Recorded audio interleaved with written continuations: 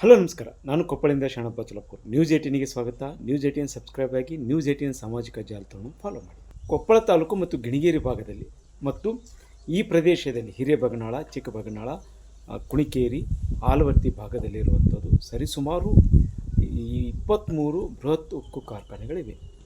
ಇದನ್ನು ಉಕ್ಕು ಕಾರ್ಖಾನೆಗಳ ಹಬ್ ಎನ್ನುವಂಥ ಮಟ್ಟದಲ್ಲಿ ಒಂದು ಬೆಳೆಯಿತು. ಕಳೆದ 15 ವರ್ಷ 20 ವರ್ಷಗಳಿಂದ ಇಲ್ಲಿ ಆರಂಭವಾಗಿರೋ ಕಾರ್ಖಾನೆಗಳು ಈಗ ಜನರ ಬದುಕನ್ನು ಒಂದಿಷ್ಟು ನರಕ ರೀತಿಯಲ್ಲಿ ಮಾಡಿವೆ. ಕಾರಣ ಇಲ್ಲಿ ಸಾಕಷ್ಟು ಪ್ರಮಾಣದಲ್ಲಿ ಅನಾರೋಗ್ಯ ಉಂಟಾಗ್ತಾ ಇದೆ. ಜೊತೆಗೆ ಬೆಳೆಗಳು 30% ಮಾತ್ರ ಬರ್ತಾಯಿವೆ. ಜಾನುವಾರುಗಳು ಬರಡಾಗ್ತವೆ ಮತ್ತು ಇಲ್ಲಿ ಇಡೀ ಪ್ರದೇಶ ಮಾಲಿನ್ಯಕಾರಕವಾಗಿದ್ದು ಇಲ್ಲಿ ಜನರ ಬದುಕೆ ದುಸ್ತರವಾಗಿರುವಂಥ ಸ್ಥಿತಿ ಇದೆ. ಈ ಕುರಿತು ಇಲ್ಲಿಯ ರೈತರು ಮತ್ತು ಇಲ್ಲಿಯ ಜನ ಸಾಕಷ್ಟು ಪ್ರಮಾಣದಲ್ಲಿ ಹೋರಾಟವನ್ನು ಮಾಡಿದರು. ಆ ಹೋರಾಟಕ್ಕೆ ಈಗ ಒಂದಿಷ್ಟು ಜಯ ಸಿಕ್ಕಂತಾಗಿದೆ. ಈಗ 2 ದಿನದ ಹಿಂದೆ ಮಾನ್ಯ ಜಿಲ್ಲಾಧಿಕಾರಿಗಳು ಆರ್ಡ್ರ್ ಮಾಡಿದ್ದರು ನನಗೆ. ತಕ್ಷಣ ಇವು 2 ಫ್ಯಾಕ್ಟ್ರಿ ಸೀಸ್ ಮಾಡಬೇಕಂತೇಳಿ. ಅದರಿಂದ ನಿನ್ನೆ ನಾನು ತಹಶೀಲ್ದಾರ್, ಜೆಸ್ಕಾಂ ಅಧಿಕಾರಿಗಳು, ಪರಿಸರ ಮಾಲಿನ್ಯ ಅದು ನಮ್ಮ ಮಂಡಳಿ ಅದರ ಅಧಿಕಾರಿಗಳು, PC ಪೊಲ್ಯೂಷನ್ ಕಂಟ್ರೋಲ್ ಬೋರ್ಡ್ ಅಧಿಕಾರಿಗಳು, ಆಮೇಲೆ ಅವ್ರ ಫ್ಯಾಕ್ಟ್ರಿಯವರು ಇದ್ದರು, ಪಂಚರು ಇದ್ದರು. ಸೊ ನಾವೆಲ್ಲ ಹೋಗಿ ನಿನ್ನೆ ಅದು ಬಾಲ್ ಸುಬ್ಬಶೆಟ್ಟಿ ಪವರ್ ಆ್ಯಂಡ್ ಸ್ಟೀಲ್ ಆಲವರ್ತಿದು, ಆಮೇಲೆ ಹೊಸಪೇಟ್ ಇಸ್ಪಾಲ್ ಪ್ರೈವೇಟ್ ಲಿಮಿಟೆಡ್ ಅಲ್ಲಾನಗರದಲ್ಲಿರೋದು. ಸೊ ಇವೆರಡನ್ನು ಸೀಸ್ ಮಾಡಿ ಬಂದಿದ್ದೆ. 5 ಫ್ಯಾಕ್ಟ್ರಿ ಸೀಸ್ ಮಾಡ್ಬೇಕಂತೇಳಿ ಆಗಿತ್ತು ಸರ್. ಆದರೆ ಕೇವಲ 2 ಮಾಡಿದ್ದಾರೆ. 2 ಫ್ಯಾಕ್ಟ್ರಿಯಲ್ಲಿ ಒಂದು ಫ್ಯಾಕ್ಟ್ರಿ ಹೊಸಪೇಟೆ ಇಸ್ಪಾತ್ ಫ್ಯಾಕ್ಟ್ರಿ ಅಂತೇಳಿ ಆಲ್ರೆಡಿ ಸುಮಾರು 1 ವರ್ಷ ಆಗಿತ್ತು ಅದು ಬಂದಾಗಿ. ಬಂದಾಗಿರೋ ಫ್ಯಾಕ್ಟ್ರಿ ಹೋಗಿ ತಹಶೀಲ್ದಾರರು ಸೀಸ್ ಮಾಡಿದ್ದಾರೆ. ಅದರ ಹಿಂದ ಹಕೀಕತ್ ಏನೈತೆ ಅದು ಗೊತ್ತಾಗ್ತಾ ಇಲ್ಲ. ಹಾಗೆ ಒಂದಂತರೂ PBS ಫ್ಯಾಕ್ಟ್ರಿ ಅಂತರೂ ಯೂನಿಟ್ 1, ಯೂನಿಟ್ 2 ಐತೆ ಸರ್. ಅವು ಆ್ಯಕ್ಚುಲಿ 2 ಬಂದ್ ಮಾಡಬೇಕಾಗಿತ್ತು, ಬಟ್ ಒಂದೇ ಬಂದ್ ಮಾಡಿ ಒಂದೇ ಸೀಸ್ ಮಾಡಿದ್ದಾರೆ. ಮತ್ತು ಇನ್ನಿತರ 22 ಫ್ಯಾಕ್ಟ್ರಿ ಅದು ILC ಇದೆ, ಹರಿಕೃಷ್ಣ ಇದೆ, ಸುಮಾರು ಬಗನಾಳ ಏರಿಯಾದಾಗ, ಇಲ್ಲಿ ಕುಣಿಕೇರಿ ತಾಂಡ ಏರಿಯಾದಾಗ ಭದ್ರಾ ಸ್ಟೀಲ್, ಇವೆಲ್ಲ ಸಿಕ್ಕಾಪಟ್ಟಿ ಧೂಳು ಬಿಡೋಂಥ ಫ್ಯಾಕ್ಟ್ರಿಗಳು. ಅವು ಅಷ್ಟು ಸೀಸ್ ಮಾಡಬೇಕಾಗಿತ್ತು, ಬೇರೆ 2 ಅಷ್ಟೇ ಮಾಡಿದ್ದಾರೆ. ಒಂದು ಇಷ್ಟು ವರ್ಷ ನಾವು ಹೋರಾಟ 10-20 ವರ್ಷ ಹೋರಾಟ ಮಾಡಿದ್ದಕ್ಕೇನಂತೇಳಿ ಇವತ್ತು ನಮಗೊಂದು ಅಲ್ಪ ಜಯ ಸಿಕ್ಕಿದೆ ಅಂತೇಳಿ ನಮಗೆ ಅನಿಸ್ತಾ ಇದೆ. ಮುಂದಿನ ದಿನಮಾನಗಳಲ್ಲಿ ಈ ಸೀಸ್ ಆಗಿರ್ತಕ್ಕಂಥ ಫ್ಯಾಕ್ಟ್ರಿಗಳು ಸಂಪೂರ್ಣ ಮತ್ತೆ ಓಪನ್ ಆಗಬಾರ್ದು ಯಾವುದೇ ಕಾರಣಕ್ಕೂ. ಇನ್ನಿತರ 20 ಫ್ಯಾಕ್ಟ್ರಿಗಳು ಸಂಪೂರ್ಣ ಬಂದ್ ಮಾಡೋಕ್ಕೆ ಆದೇಶ ನೀಡಬೇಕು. ಮತ್ತು ಇವತ್ತಂತೂ ಈ 2 ಫ್ಯಾಕ್ಟ್ರಿಗಳು ನಮಗೆ ಬಂದಾಗಿರೋದು ನಮ್ಮ ಎಲ್ಲ ಹಳ್ಳಿ ಜನಗಳಿಗೆ ಬಹಳ ತುಂಬ ಖುಷಿಯಾಗಿದೆ. ಎಲ್ಲರೂ ಒಂದು ಖುಷಿಯನ್ನು ವ್ಯಕ್ತಪಡಿಸಿದ್ದಾರೆ. ಆಯ್ತಪ್ಪ ಹೋಯ್ತಲ್ಲ ಬಿಡು ಒಂದು ಪೀಡ ಅನ್ನೋ ಲೆಕ್ಕಕ್ಕೆ ಎಲ್ಲರೂ ನಿರಾಳವಾಗಿದ್ದಾರೆ. ಇನ್ನಿತರ ಎಲ್ಲ ಫ್ಯಾಕ್ಟ್ರಿಗಳಿಗೆ ಸಂಪೂರ್ಣ ಬಂದ್ ಆಗ್ಬೇಕನ್ನೋದು ನಮ್ಮದು.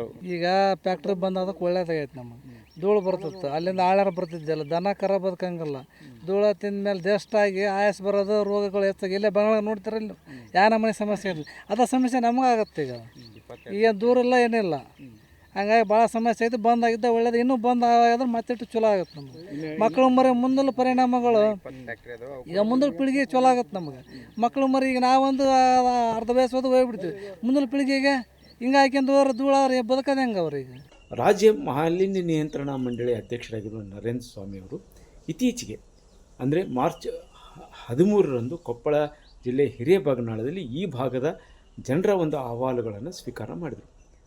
ಆ ಸಂದರ್ಭದಲ್ಲಿ ಈಗಾಗಲೇ ಜಿಲ್ಲಾಡಳಿತ ಕೊಪ್ಪಳ ಈ ಭಾಗದಲ್ಲಿರುವಂಥ 5 ಕಾರ್ಖಾನೆಗಳ ಕ್ಲೋಸರಿಗೆ ಒಂದು ಪ್ರಸ್ತಾವನೆಯನ್ನು ಸಲ್ಲಿಸಿತ್ತು.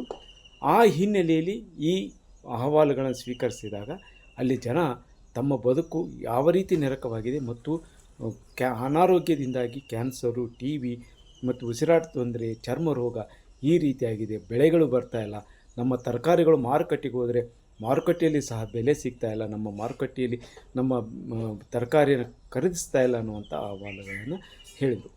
ಈ ಸಂದರ್ಭದಲ್ಲಿ ಇದಕ್ಕೆ ಒಂದಿಷ್ಟು ಕ್ಲೋಸರ್ಗೆ ಮತ್ತು ಅವರಿಗೆ ಸೂಚನೆ ನೀಡಿ ನೋಟಿಸ್ ನೀಡುವಂಥ ಭರವಸೆ ನೀಡಿದಂಥ ನರೇಂದ್ರ ಸ್ವಾಮಿಯವರು ಈಗ ಏನು ಈಗಾಗಲೇ 5 ಕಾರ್ಖಾನೆಗಳ ಕ್ಲೋಸರಿಗೆ ಈಗಾಗಲೇ ನೋಟಿಸನ್ನು ನೀಡಿದೆ.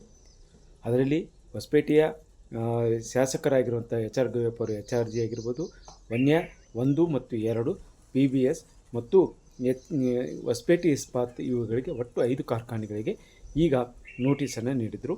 ಆ ನೋಟಿಸಿನ ಅನ್ವಯ ಈಗ ಪರಿಸರ ಮಾಲಿನ್ಯ ನಿಯಂತ್ರಣ ಮಂಡಳಿಯಿಂದ ಈಗ 2 ಕಾರ್ಖಾನೆಗಳ ಕ್ಲೋಸರಿಗೆ ಇದು ಮಾಡಿದೆ. ಆ ನಿಟ್ಟಿನಲ್ಲಿ ಕೊಪ್ಪಳದ ಕಂದಾಯ ಇಲಾಖೆಯ ಉಪವಿಭಾಗಾಧಿಕಾರಿಗಳಂಥ ಕ್ಯಾಪ್ಟನ್ ಮಹೇಶ್ ಮಾಲ್ಗಿತ್ತಿ ಅವರ ನೇತೃತ್ವದಲ್ಲಿ PBS ಅಂದರೆ ಬಾಲಸುಬ್ರಹ್ಮಣ್ಯ ಶೆಟ್ಟಿ ಪವರ್ ಆ್ಯಂಡ್ ಲಿಮಿಟೆಡಿನ ಒಂದು ಕಾರ್ಖಾನೆ, ಅಂದರೆ ಅವರು 2 ಕಾರ್ಖಾನೆಗಳಿವೆ. ಅದ್ರ ಜೊತೆಗೆ ಹೊಸಪೇಟೆ ಇಸ್ಪಾತಿನ ಲಿಮಿಟೆಡಿನ ಒಂದು ಕಾರ್ಖಾನೆಗೆ ಈಗ ಬೀಗವನ್ನು ಹಾಕಿದೆ.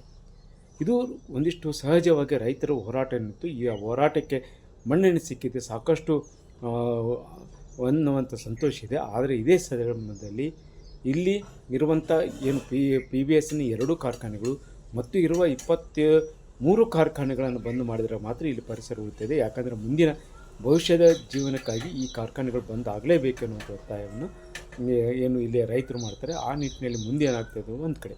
ಇನ್ನೊಂದು ಈ ಹೊಸಪೇಟೆ ಇಸ್ಪಾತ್ ಅನ್ನುವಂಥದ್ದು ಈಗಾಗಲೇ 1 ವರ್ಷದಿಂದಲೇ ಅದು ಕಾರ್ಯಾರಂಭ ಮಾಡಿದೆ, ಅದು ಲಾಕೌಟ್ ಆಗಿದೆ. ಇಂಥ ಸಂದರ್ಭದಲ್ಲಿ ಈಗ ಯಾಕೆ ಅದನ್ನು ಬಂದು ಹಿಡಿದ್ರು ಅನ್ನೋದು ಸಹ ಇಲ್ಲಿ ನಿಬಿಡವಾಗಿ ಮಾತಾಡ್ತಾ ಇದ್ದಾರೆ.